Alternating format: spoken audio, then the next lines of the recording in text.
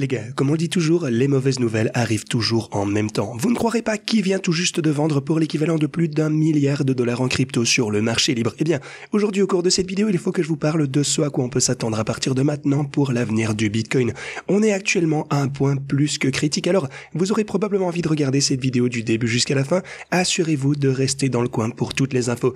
Bienvenue à tous, je m'appelle Maxime et je vous apporte chaque jour des nouvelles vidéos en français sur les crypto-monnaies en vous apprenant comment gagner de l'argent sur ce marché. Si vous êtes nouveau sur cette chaîne, alors soyez sûr de vous abonner et d'activer la cloche dès maintenant. Ok, passons tout de suite dans le vif du sujet. Comme d'habitude, ce que vous pouvez voir sur l'intervalle de 4 heures, c'est que non seulement on a perdu ce support à la boîte orange sur l'intervalle de 4 heures, mais on a en fait rechuté encore plus à partir de là. Et actuellement, vous savez que c'était un niveau de support important dont je vous parlais hier, si jamais on perdait la boîte orange. Et encore une fois, à juste titre, on est en train de s'appuyer sur ce niveau désormais. Ce qu'il faut retenir ici pour le coup, c'est que sur l'intervalle journalier, eh bien, on a perdu cette boîte orange ici même. Alors oui, c'est sûr, on trouve du support à partir de ma ligne orange sur l'intervalle journalier de ce côté, mais c'est quand même pas un bon signe de perdre ce support aux 63 600 $ la boîte orange que vous avez juste là. Maintenant, ce qui semblerait assez probable, c'est que, eh bien, après avoir trouvé du support de ce niveau, donc aux 61 000 $, eh bien, on pourrait se maintenir un petit peu aux alentours. Si on perd ça, le prochain ce sera 59 et le prochain niveau ce sera 57, on va dire 58 000 $, peut-être le prochain niveau vraiment majeur de support. Voilà un petit peu ce que je surveille actuellement pour le Bitcoin sur le plus court terme. Si vous regardez un petit peu les marchés traditionnels cette fois, vous savez qu'on a parlé de cette tendance à la baisse et donc qu'on avait cette ligne de tendance descendante juste ici. Donc on a rebondi plusieurs fois à ce niveau et ce que je vous ai également déclaré, c'est que si jamais on perdait ce niveau, eh bien heureusement on avait au moins une boîte orange de ce côté qui allait de toute façon agir comme un niveau de support. Alors, pour le coup, même si on a perdu ceci, ça correspond normalement à cette ligne rouge. Ça devrait entraîner une correction plus profonde vers la baisse, mais étant donné qu'on a cette ligne orange au 5051, eh bien on a constaté un rebond à partir de ce niveau. Donc ça, c'est quelque chose de positif. Mais encore une fois, il faut que ça tienne le coup. Si pour une raison quelconque, eh bien ça n'était pas le cas, le prochain niveau de support, ce serait 4955 pour les marchés traditionnels, encore une plus grosse chute. Ensuite, eh bien on se retrouverait pour le coup au prix de début février pour les marchés traditionnel si jamais on perdait ce niveau. Donc voilà, ça nous ramènerait plusieurs mois en arrière. Donc je surveille de près tout ce qui se passe actuellement. En ce qui concerne la situation au Moyen-Orient, bien entendu, c'est très incertain.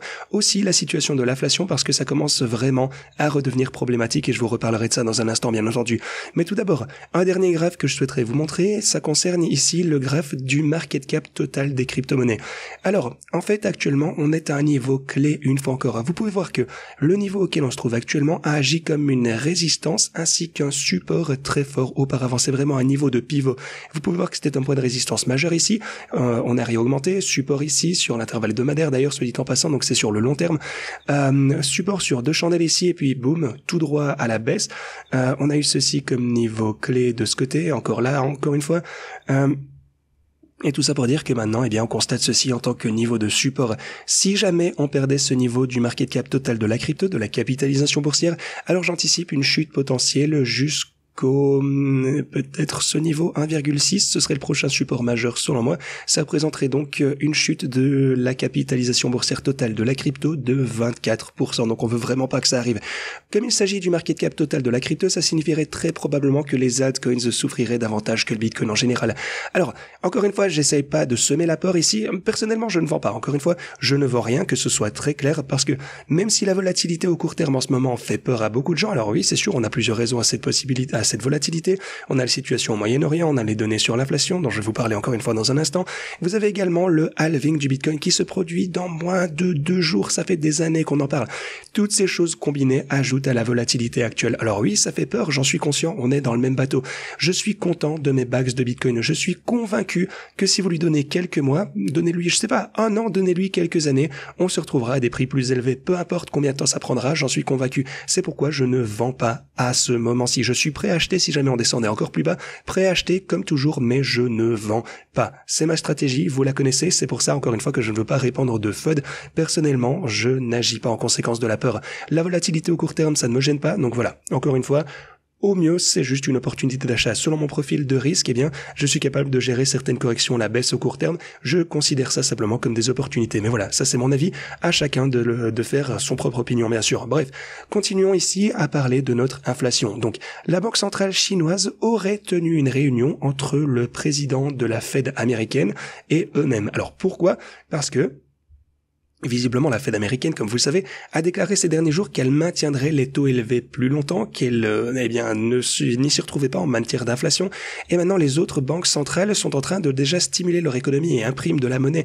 Ils commencent à s'inquiéter parce que, bien entendu, comme vous le savez, si les États-Unis veulent renforcer le dollar, ce qu'on risque de voir, à mon avis, ils seront très très stricts sur leur police monétaire. Alors, que vont faire les autres pays? Parce que forcément, ils n'ont pas envie de se retrouver, genre ils doivent en quelque sorte suivre le mouvement pour ne pas être à la traîne. Ils doivent également arrêter d'imprimer de la monnaie, ils doivent arrêter de stimuler leur économie. C'est pourquoi les autres banques centrales sont un petit peu paniquées ici, en fait personne ne sait trop quoi faire, alors ils tentent de faire pression sur la Fed pour qu'elle commence à réduire ses taux d'intérêt. Le Japon également d'ailleurs, le commerce du yen se prépare à atteindre des niveaux clés alors que les risques d'intervention augmentent car la Bank of America et d'autres institutions prédisent un dollar plus fort prochainement. Donc le Japon, la Chine, probablement d'autres banques centrales paniquent en ce moment et réfléchissent simplement à comment réagir à cette situation.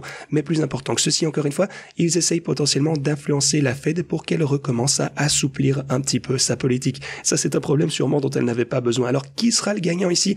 Qui achète réellement du Bitcoin actuellement avec les chutes qu'on a pu voir dernièrement? Eh bien, si vous regardez les plateformes d'échange, les exchanges, on se retrouve au niveau de retrait des exchanges les plus élevés depuis janvier 2023. Donc, il y a une accumulation extrêmement importante qui se déroule actuellement à ces prix plus bas, ce qui est bon à voir pour le coup. Ça veut dire que les gens saisissent l'opportunité. Ce que je voulais vous montrer aussi, d'ailleurs, c'est une raison potentielle pour laquelle on a vu un dumping aussi important récemment. Comme vous le savez, Binance dispose d'un fonds qu'ils appellent Seifu. Alors, ce fonds Seifu, en fait, c'est quelque chose qui a été établi par Binance précédemment, grosso modo pour se protéger contre tout ce qui pourrait arriver dans lequel Binance perdrait de l'argent. Un petit peu, en fait, avec tout ce qui s'est passé pour FTX, pour s'assurer que les clients ne perdraient pas d'argent, ils disposent de ce fonds de remboursement. Il s'agit désormais d'un fonds d'1 milliard de dollars. Alors, si pour une raison quelconque, ils perdaient les fonds d'un client ou d'un autre, eh bien, ils peuvent assurer les gens à la valeur d'1 milliard de dollars. Ils disposent de ce fonds de secours, en quelque sorte, pour compenser les gens. Et donc, auparavant, c'était des stablecoins, du BNB, également du Bitcoin, je pense principalement du Bitcoin en fait, de toutes les cryptos. Mais alors, ce qu'ils ont déclaré récemment, c'est que ils ont converti maintenant tout ceci en USDC. Ok, alors si on se rend à l'adresse réelle, parce qu'en fait on peut la voir, vous pouvez voir que oui, en effet, ils détiennent 1 milliard de dollars, en fait 1,1 milliard en USDC. Maintenant, quand Binance a-t-il ajouté ceci à son wallet? Parce que pour le coup, ils avaient plusieurs petits morceaux ici, il y a 30 jours, mais ceci ne concernait que, seulement, entre guillemets, des lots de 50 millions de dollars. Mais ensuite, un gros est arrivé il y a à peine 4 heures, les gars. Une énorme somme de 800 millions de dollars en USDC.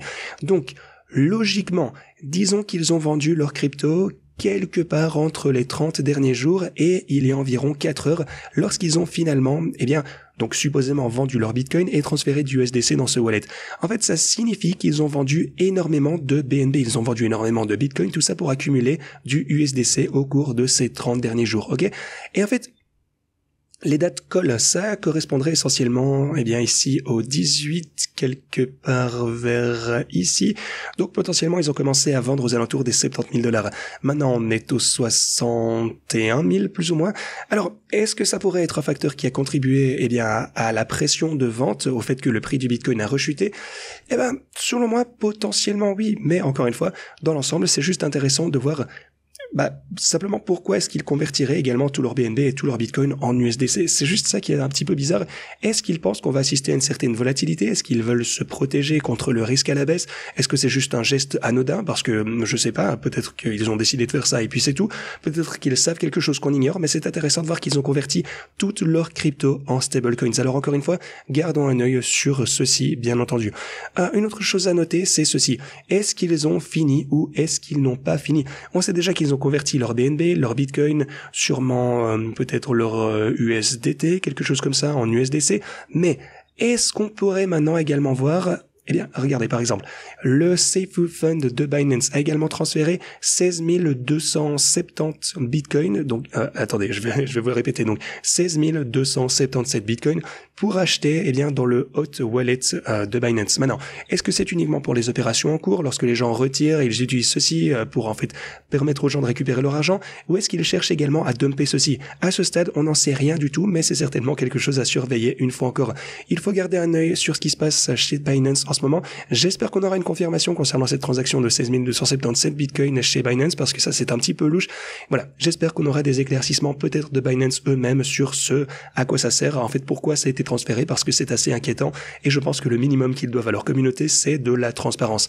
Voilà, j'espère qu'on va avoir eh bien peut-être des données on-chain. Ok, en parlant de données on-chains, eh bien de ce côté, enfin pas vraiment on-chain mais on a plutôt un graphique intéressant. Mais comment se sont comportées les performances eh bien en termes de ce qu'on a pu voir avant le halving, donc en préparation au halving par rapport aux années précédentes. Ok, eh bien généralement au cours des années précédentes, ici par exemple c'était 2017 et 2021, à chaque fois l'année avant halving, eh bien généralement la performance, ce que vous pouvez voir, c'est juste ici. Vous avez le bleu, ça mène au rouge de ce côté, mais avant ça, eh bien on était dans une sorte de miroir à peu près similaire par rapport à ce qu'on voit habituellement menant à notre halving. Alors maintenant la question c'est, ok, on a prouvé qu'on a eu une action de prix similaire précédemment, avec oui bien sûr quelques fluctuations, mais similaire en moyenne par rapport à ce qu'on peut voir généralement juste avant le halving durant tous les précédents cycles. Est-ce qu'on va voir la performance typique après le halving? Eh bien, faites-moi savoir ça dans la section commentaires. Qu'en pensez-vous vous-même? Encore une fois, le halving, ça n'arrive que dans 2 jours, donc on aura très vite la réponse. Ça va être intéressant à voir et à trader pour cette volatilité. Voilà, j'ai vraiment hâte de voir ce que l'avenir nous réserve, mais bien sûr, je suis toujours confiant. Ceci dit, c'est tout ce que je veux pour vous aujourd'hui. Merci d'avoir regardé et à la prochaine.